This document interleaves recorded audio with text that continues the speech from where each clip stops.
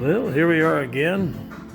So I walked up to the yard. I thought I'd just let some of that music play. It sounded kind of nice, so that's why I didn't speak right away. But it's our sheltered-in art video moment. If you see, we've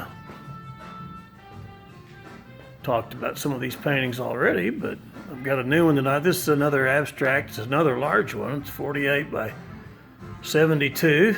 You can see it there. I like to get a full room shot. You can kind of see what these do for a room. I think they really do make a statement, as I like to say. This is another acrylic on canvas. It's a textured canvas, and you can see it is an abstract. When I do an abstract, I just look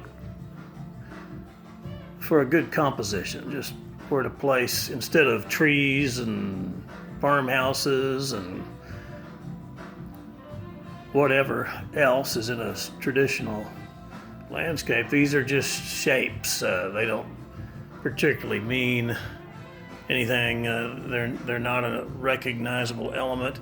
Now, sometimes they actually come out when you see things in them. It's amazing to me what happens to these when I'm not trying to paint anything. They really evolve. The abstracts, it's kind of hard to say what an abstract's going to look like.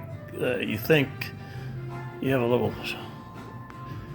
image in your head, a little feeling of what you want it to be, and typically it evolves into something quite different.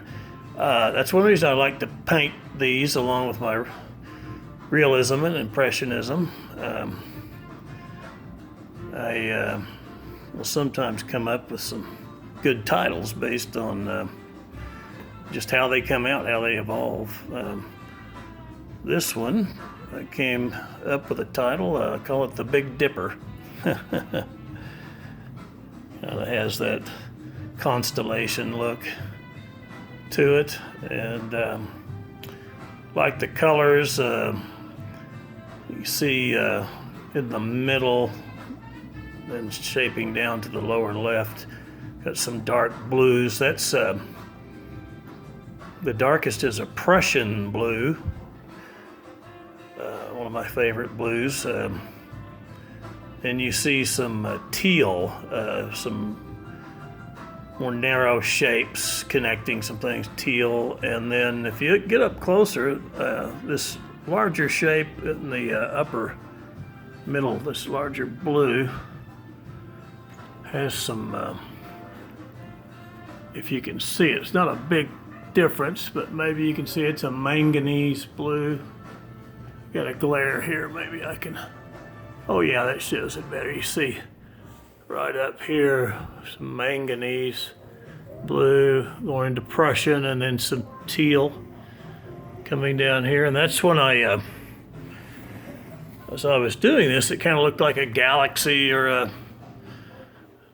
little bit of a solar system. And then so that shape right there, I thought, well, it looks kind of like the Big Dipper. So that's, you can see right up through there. Of course, if you didn't like that title,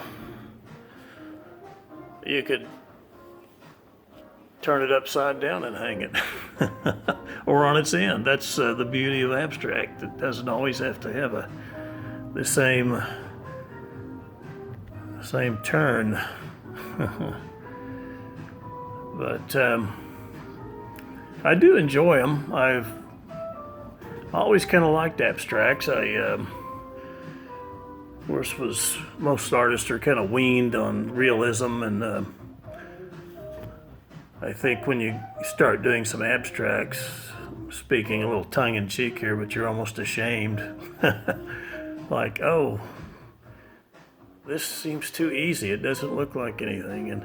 And frankly, in some ways they are easy. In some ways they're a little harder, because you're trying to come up with a shape, a set of colors, and you have to come from within with this, and But in some ways, they're easier too, because you just kind of let them flow and hope you can come up with a nice look, a nice set of compatible colors. I'll go ahead and give you some close-ups. I know the textures are fun to look at. Let's see if you can kind of see. Yeah, I think you can see. There's my signature. A lot of gray. I've got a lot of gray in between the colors. Gray is just a nice neutral color to set everything in. Plus,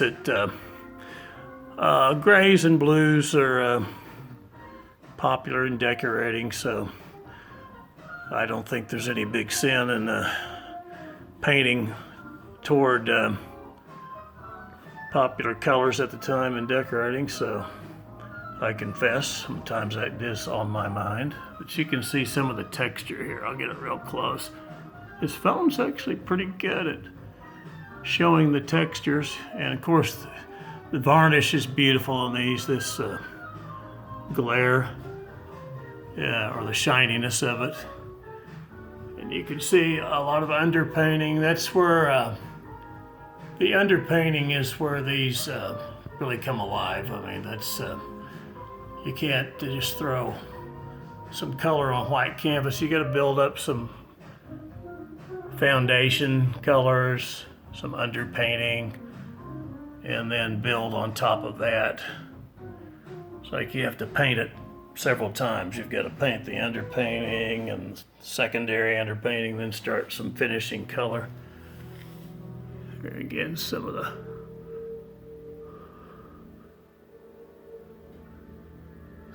texture. So yes, I am a closet abstract lover. Still known mainly for my landscapes, but this kind of gives me it's like a meal. It refreshes the palate now and then, something a little different. Again, some of the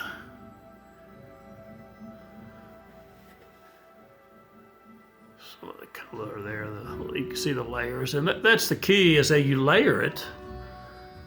You don't want to cover up the underlayers completely. You want bits and pieces to show through. That's what gives it some richness, some complexity, some depth. That's what kind of gets people. That's what gets them as far as viewers that want to go ahead and purchase one of these. And again, for the time being, I'm negotiating. Now, I won't always be, so this will be a good time to contact me.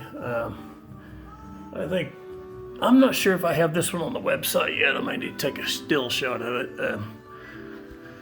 I've sold a lot of this size, not this year, unfortunately, but for $6,500, and but I'm right now I'm coming down on that. Now, of course, I know that's a lot. Even if I came down, it's still a lot of money. But not everyone needs a painting this large, so of course the prices come way down on smaller pieces from that. But I know these bigger ones are kind of fun to show on the videos, so that's why I'm kind of drawn to them.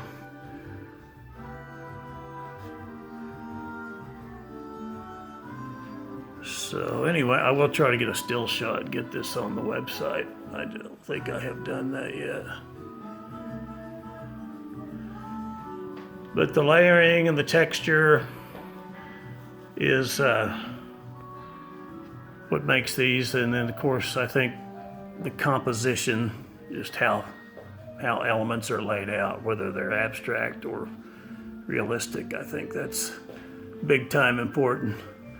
And I think composition is one of my strengths. I always seem to have a feel for where things need